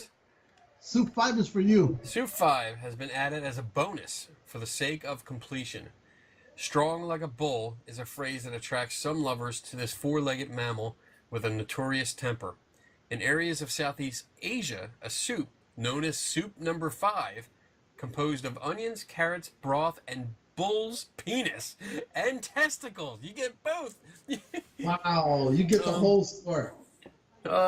Penis and testicles is a popular dish noted for its aphrodisiac properties. Wow. The parts in question are given a good scrumming. I bet they do. Yeah, they better. And scalded in boiling water for a good measure before What'd you say? boiling water. Before that. Scald it. So you're scolding it? Scald it. Yes. So you're going, bad soup. You're Scald it. Scolding it? Yeah, scald it. That's what you're doing. You're yelling at it. Yes. No, you didn't scald it? Scald it. That's what I said. Scald it. Almonds. Scald it. Bad soup. I'm That's going what to I scold said. you. Scald it. All I'm right. going to scold you. Do I have to say it? Do I have to talk with like a Boston accent? Scald it. Yes. Scald it. That sounds stupid. I'm not saying that. Scald it Thank in you, brother. boiling water for good Kidding, measure. but schooling. Fuck you. Before winding up in a aromatic soup loaded with vegetables. Unlike some truly wild aphrodisiacs that are potentially harmful, bull soup is pretty tame by any stretch of the imagination. And while ostrich testicles are said to be tasty, they fall short in the bedroom when compared to the hardy bull variety. Wow. So this is somewhere in there. Is that? No, so it's not in there, right? You don't actually eat the bull penis and testicles. I think you do. Oh, you do. Now, Wow. would you eat this if they didn't tell you what was in it? Well, if they didn't tell me what was in it, I would try it. Yeah. And then they tell me, and I'll be like, I just ate the cock. I ate bull cock. All right, so here, look. There's my raccoon penis bone. Let's make it into a soup. I got it at we went to a place called the Punk Rock Flea Market, and there was do you remember a show that was on and had like it was a store, it was a husband and wife, and they had a store with all these oddities, like really fucked up oddity kind of things. Oh shit, what was the name? I think, wait, keep going. I think I know what you're talking about, but I don't know. They had this kind of stuff, like bones and skeletons, and then Was it like a horror show? it was not a horror show. It Or a was detective show kind of thing? no, it wasn't like a drama, a TV drama. It was a reality show. Oh, okay. I thought you were gonna, because I was thinking. Remember that show Friday the 13th? Yeah. I thought you were bringing that. No, it wasn't. It wasn't that. This was actually So like I loved that show when it was out. because they have. I also got these. So it's dice, but they're made from bone. Oh. So it's not human bone. Well, they told me it wasn't human, but it's animal bone.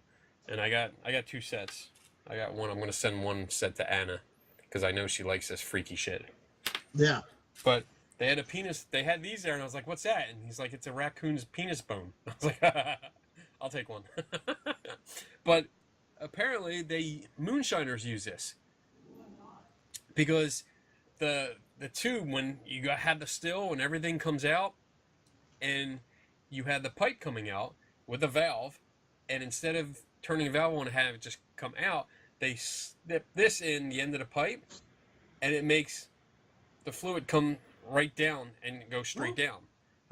So moonshiners have these, and they put them in the engine. So whenever you drink that shit, you're drinking moonshine that has been run through a penis bone. Well, I'm pretty sure the raccoons are glad that business is kind of dead. Business is booming, bitches. But I'm glad that reminded me of it because I had to bring those out so I can ship this off to Anna. Shit. What else we got? That was an awesome list. What else? That's it. No more lists today. No, because we only do one list. We haven't done them for a while. Yo, And Zombieland. Today too. Zombieland 2 is a go. What? Zombieland 2 Yes. is a go. October Finally. 28th, 2019. It's with the kinda original like, cast. 5 years too late, but still. Yeah, I know. I love that movie. I love Zombieland. That's an awesome fucking movie. Yeah. It is. I just wonder how they're gonna top it this time. I saw that the Godzilla sequel Yes. will have, now I hope I pronounce this right, King Ghidorah? Ghidorah. Alright. King Ghidorah. Which is, I saw it on the feed and I was like, oh shit. Lou will be happy about that. Oh, I was so happy when I saw that. I was boring everybody to death there. I'm Did you know sure. the Godzilla movie's coming out with the King Ghidorah? Oh man. What Oh else? my god. So, We got some short ones here. I saw your post. You put up a thing about, what's it called? The Poltercon? Poltercom. It's like a steampunk version of a ghost box. yeah. I $500. saw that and I'm like, it looks cool. Oh, you want to watch The Equalizer? I like the first one. I like the first one too. Did you see that Jurassic Park one I put on there? I didn't. Oh yeah, I did. Oh, it sure sounds. I kind of liked it. All right, here we go.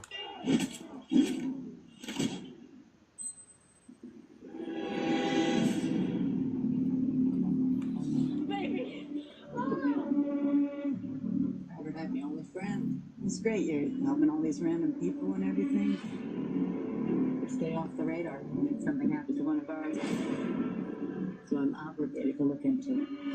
I thought you were retired. Oh, I am. Just like your dad. Yeah. What's the matter?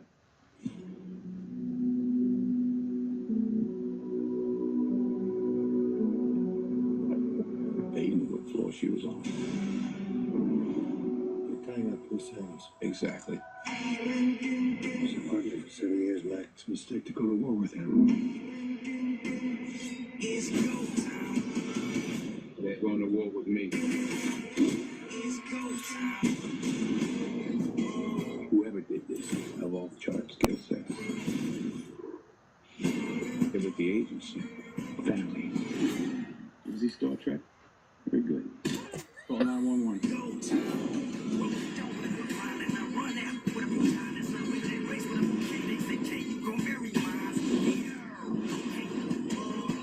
They killed my friend. each and every one of them. And the only disappointment is that I only get to do it once.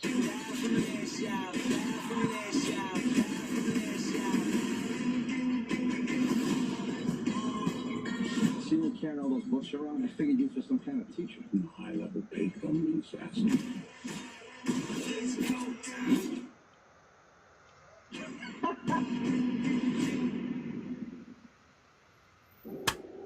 Yeah. First So So, I love I love the Equalizer, yeah. and it came out the same time as John Wick. Yes. John Wick 3 is going to be coming out, I don't know, I think next year. Who Okay. do you like more? Who do I like? Equalizer or John Wick? Oh. Equalizer or John Wick? Wow. I'm gonna go with the Equalizer. I like the Equalizer better because he's more of a thinker. He's a planner. It looks like he actually has skills. Where John Wick is more, I think a lot of, he's always shooting, and it's one of them things where it's like, sometimes he's got the two shots, chest and the head, and he gets it from across the room, no problem. And then other people that are right in front of him, he completely misses because they're main characters. You know, and I mean, I like the story of John Wick. The second one, it was pretty much the same as the first one to me. Well, this time they burned down his house. Oh, yeah, okay. 'Cause and then he went and did exactly what he did in the first one. And I love that because I love the action in the John Wick movies, whereas I love the Equalizer. He's more, as you said, he's more methodical. exact. That's the word, Yeah. exactly. Yeah. You know, takes his time. It's Yeah. a slower paced movie, but I enjoy it. Yeah. But like I said, if you want something that's fast and right there and then, John Wick would be the Yeah. one. You know, but I loved it. I love John Wick a lot more. But yeah, I mean, John Wick, I Keanu Reeves, I like his style, you know, and I've always liked it, but Denzel Washington is just, for me, he's a badass with this kind of shit. well, because he knows he's old. Yeah. And his way of getting to his victims is up close. Yeah. Because he's not gonna run up to them as John Wick would. Yeah. So he has to use his disadvantage as an advantage. Yeah. There's your ghost hunting device. You should buy one Yeah, of these. I put that on and go, I know Kenny would love to see this one. I saw it, I'm like, what the fuck, man? When I was looking, I was like, I wonder if Steam comes out. Because why else would it have that little handle from a bathtub? $500 fucking dollars. What a ripoff. I mean, it looks nice, It's but I wouldn't pay Paranologies. for it for that. No, I would not. No. See, right there, that handle. I keep thinking there's going to be like steam shooting out the sides or somewhere. This looks like it's 3D printed. That's what it looks like to me. Yeah. Yeah, it's all 3D printed. Oh my god, what does this do? Let's see. Uh-oh. This is the custom-made communication device that has produced amazing results for the spirit communication and is now available to the public. Amazing results. Where are the results? Let me see. Oh, YouTube videos. Oh, that makes sense. Like a traditional, like a traditional spirit ghost box, the Poltercom sweeps through radio stations. However, this is the first spirit box ever to do a motorized sweep. So all you did was put a motor in place of the person doing it. Motorized. Yeah. Wait, that's what the they're doing a mechanical sweep. The original in Ghost Box Robotics. Robotics. Ghost Box Robotics now. Dini would be so proud of the robot. Wow. Wow. Why is this important? With the use of an intelligent motor to control the channel sweeping. Intelligent. What's intelligent about it? The radio tuning can be controlled by sensors that monitor the environment For example, any of our sensors can be integrated into the Poltercom, so it will turn the dial based on off the readings from the sensor. The motorized sweep speed can be controlled with very fine adjustments as well to your liking, or the motorized sweep can be turned off, and you can also do manual sweep. Poltercom also use sweeps through the I'm confused. Yeah, too much shit. Manual sweep, motorized sweep, adjustable sweep, sweep. They should just attach a broom to it. It doesn't. Let's see. Sensors that can be added: periscope, useless. Gyroscope, useless. Temporoscope, useless. Electroscope. Ooh, the yes, no on the dial. Oh yeah. You need that one. You need the yes and no. It's a cute little novelty. You want to watch a video? Yeah, let's do a video because everybody wants to see this. Yeah, because I'm sure everybody's so interested in this shit. Come on, walk close to it. Oh, look, it moves. Light up again.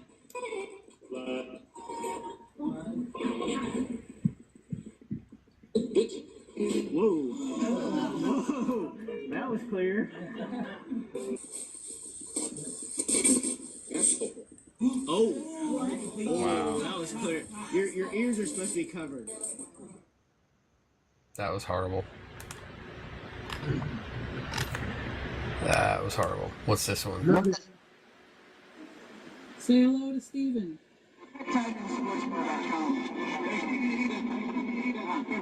Just said Steven.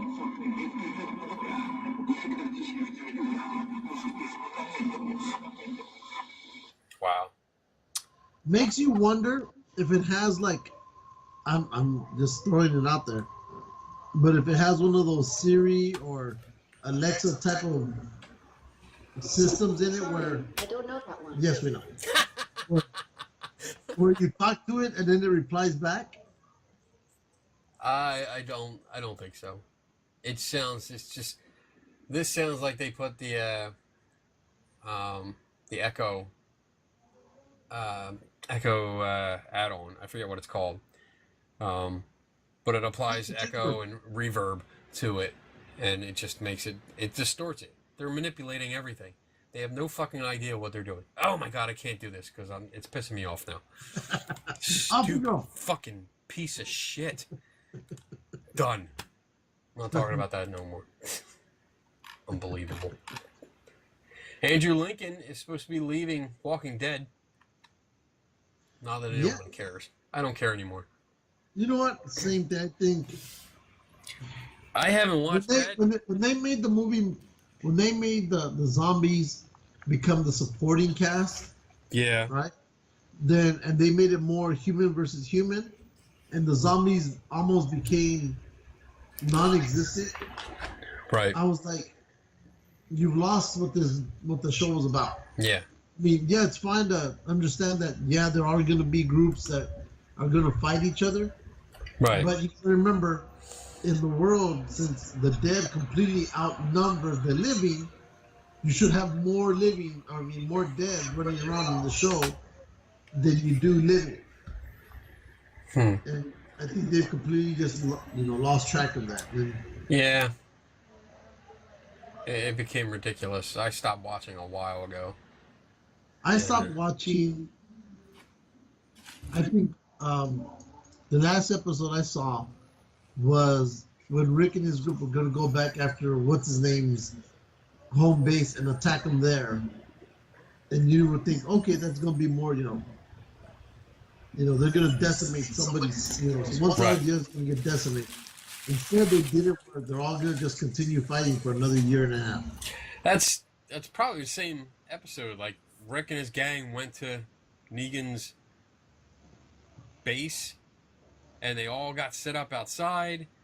And Negan comes out on the balcony, and he's got his first lieutenant douchebag with the ugly mustache, and the girl comes out, and they're standing there talking, and then all of a sudden, Rick's like, pretty much, oh fuck it, let's just shoot, and everybody shoots, and nobody fucking dies.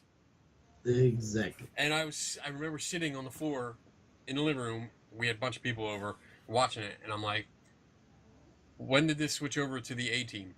Like, Yeah. there's like thousands of rounds that just got fired off, and no one got shot. You had them 10 minutes, you're talking. Everyone had 3 people in their sights, and nobody could hit them. I'm done. Well, you know. I'm done.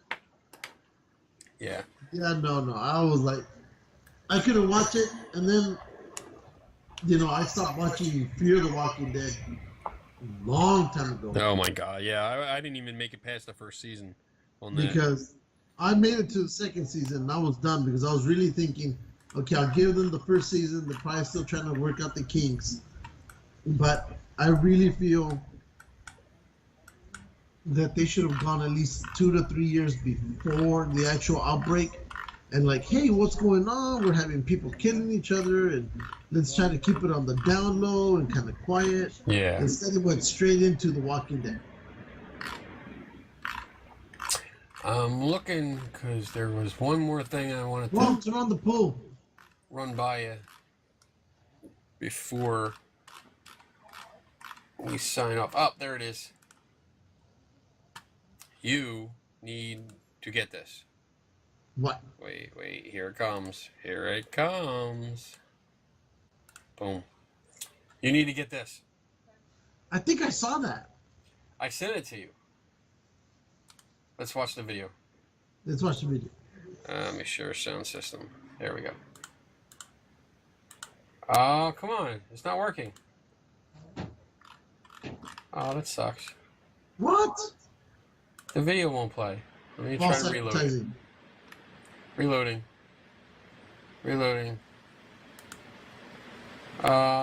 There's no video. Maybe it's on YouTube. Check on YouTube. Cryptid's the game. Copy. Boom. Boom. Boom. Let's see. Cryptid's the game. Nope. No, it's all... it's cryptids. They're showing me all kinds of cryptids. Oh, well. That's not working. That's a shame. I was really looking forward to that. I didn't actually see. Let's... Cryptids. It looks cool. It does. It's a card game about these big fucking... There's Megalodon.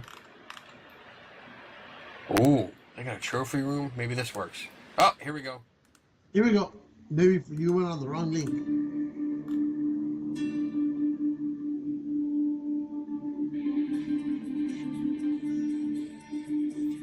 These cards.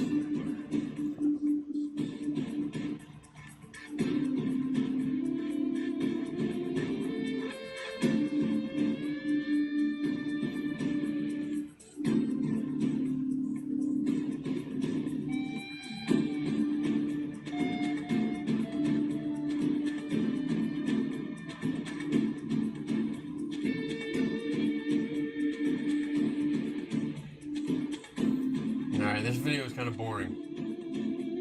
Yep. I'm bored. It teaches you how to play the game.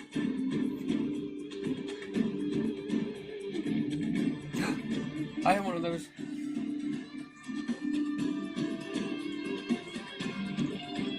There are 2 rolls. 2, 4, 6. So player 1 had a higher run. Player 1 attack was successful.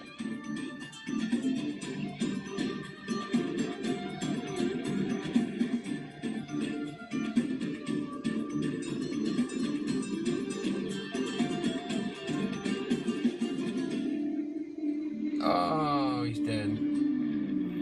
You failed. You failed. You're dead.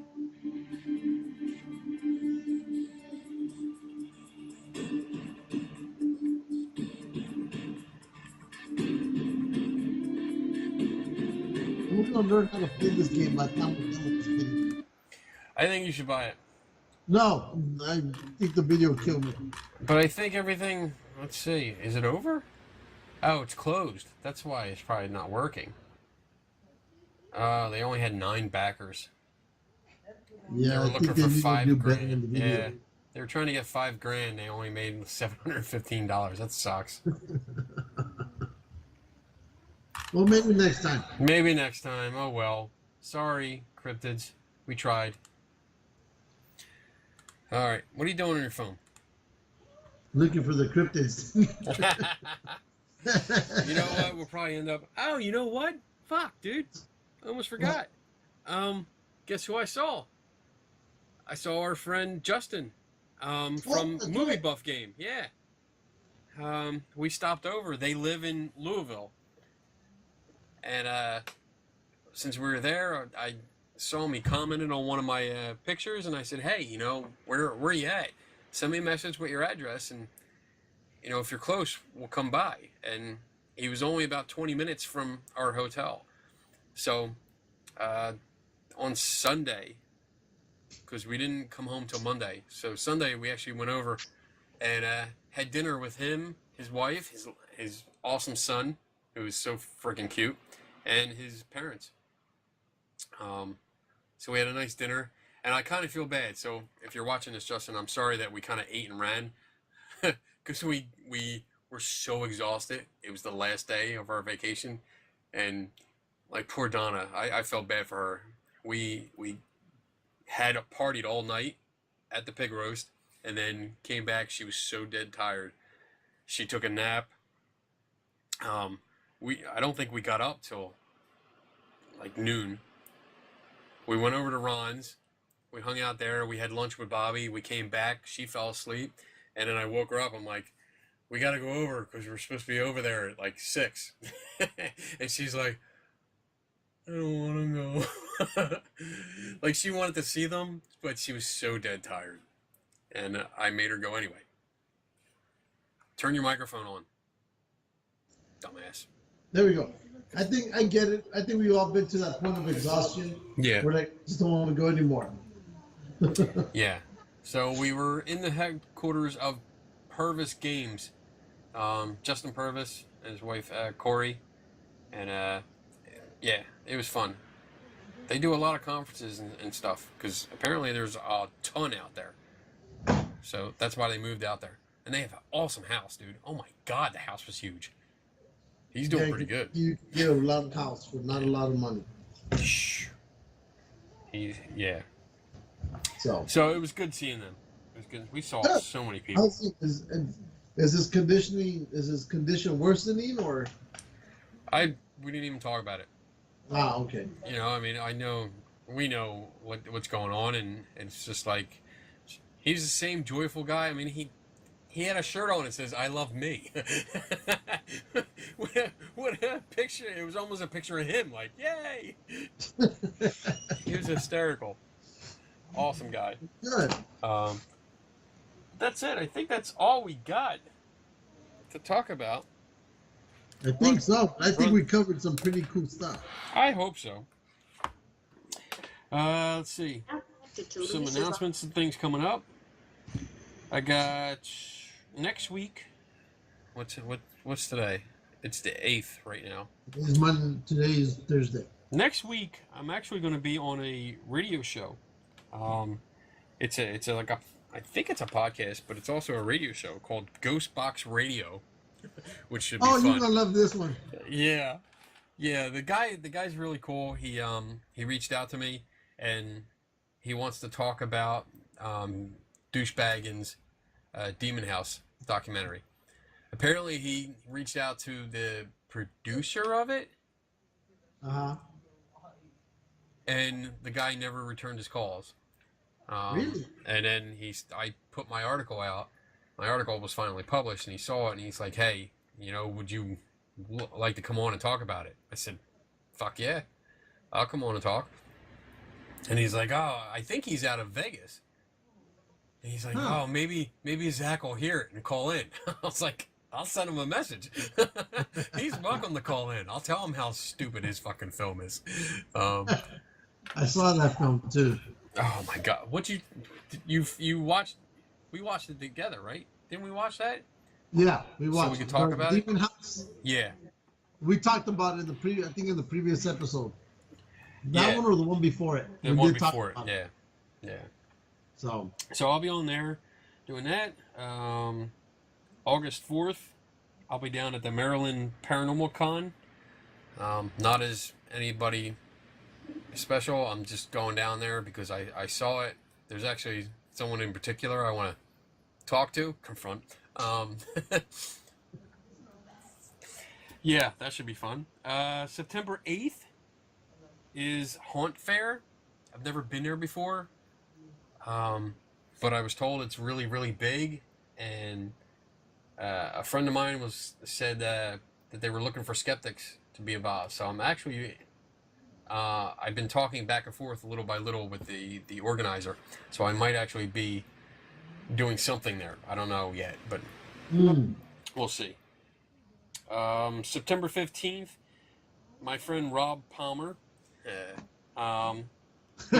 he'll be speaking downtown Philly at an organization called FACT, which is the Philadelphia Association for Critical Thinking, and he's going to be talking about guerrilla skepticism, which is mostly like Wikipedia editing and stuff like that.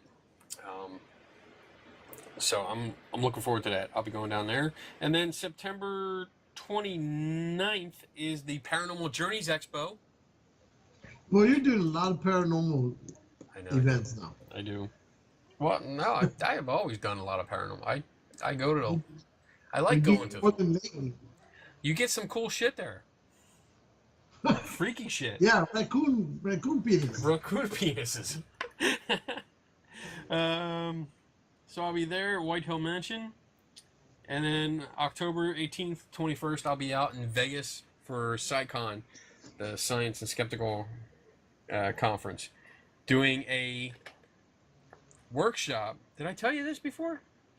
Yeah, you told us. I'll be doing a workshop with Joe Nickel. With Nickel, yeah. Yes. I have no idea what I'll be talking about. But you're not going to have time even if we went down there to go see you guys. I have no idea what's going on. I think we're actually coming back Sunday this time, because getting time off from work, it was like a last minute thing, and I had to finagle some things with with my boss to get the time off, but it worked out. So we're not coming down from like any extra days. We'll be there for the 4 days, and I think that's it. We are going to try to get to Douchebaggins museum this time. So I'm going to look that up ahead of time and see if I can get tickets. I'm going to try to hit that museum as well. I'm going to use Donna's name. I think I told you have to sign a release. For what? To go in the museum. A release from what? From any evil spirits or anything that happens to follow you or happen to you once you go in, that you can't hold the museum or its owners or whatever responsible for whatever may happen to you. Okay. Basically, that's what it is. Let's see. Oh, wow. The website's different. He looks like a tool. I forgot what he charges for it, though. I think it's still like $40 or something. Let's see. I'm looking. Buy tickets now. Rates. Oh, my God. $44. Okay, yeah, I was close. $44 to get in. Yeah. Hours. Monday, Wednesday to Saturday. And talking to a few of the workers who were working on it, they said that place is haunted. Whatever. It's closed on Tuesdays. A lot of people working there because they would experience something and then they were like, forget it, we're out of here. So it's open there. I might be able to get there during the day. I don't think it's open on Sundays, but... Yeah, it is. Oh my God, yeah, you're right. It's open Monday, Wednesday, Thursday, Friday, Saturday from 1 to 9. It's open Sunday from noon to 8, and then closed on Tuesdays. $44. Fuck, man. You gotta go by yourself. Yeah, I'm not paying $90 fucking for us to get in. Venture down creepy winding hallways, secret passages into more than 30 rooms. What's worth 30 more, rooms. better to go see is in Fremont, downtown Fremont. Yeah. There's an old mobster museum down there. It used to be a post office, or I Yeah. think it was a bank, one of the two. But it is really cool. It's literally like 5-minute walk away from the strip from Fremont. Yeah. And I think it's $25 to go in, 25, but it's much better. Yeah. I might rethink this. I mean, I might.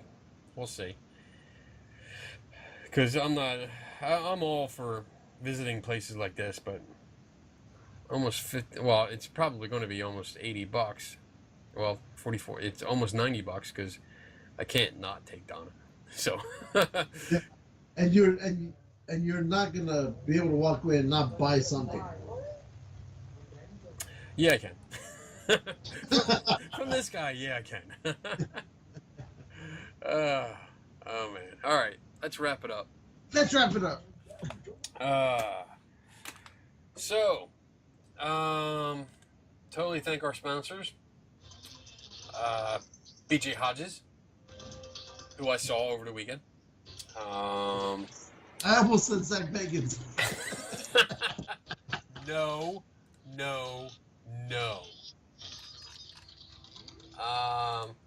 Devil's Playground. Hey, we sound like old Art Bell show. Do we? Watch. What are Let you me doing? start again. What are you doing? Coming to you from coast to coast, we're bringing to you live the paranormal. That was horrible. Thanks to Blue Ghost Marketing, Shield, John Fowler, Color World Books, Movie Buff Cat Game, Roads, Paranormal Skeptic Academy, or so the story goes, Cat Roads, and that's about it, right? Pretty sure that's it. We don't have any unofficial sponsors today. Donna Summer. Unofficial sponsor number 1. That's right. All right. Houdiniopoly. Houdiniopoly. Oh, yes. Yes. Unofficial sponsor number 1, the Houdini Museum. No, they're number 2 because we don't give away our spots already. Yes. All right. Number 2. Zach Baggins. No. Not going to happen. Us. No. Number 3, Bob Christopher or Bob. Yes. Because this is Bob now. Yes. And, yeah, that's it. I think that's it. All right. All right. So, Oh, all right. before we go on, just to say, I did go to a weekend get-together. You're just bringing this up now. I completely forgot about it. But it was really interesting. We'll have to save it for when you do the corn nut review. Yes. I have my note right here. Corn nuts. Corn nuts. So while you're jamming corn nuts in your mouth, I'll talk about the weekend thing. Okay. All right, boys and girls. We are out of here. Ladies and gentlemen, In 3, 2, 2, 1. 1. Bye. We're out.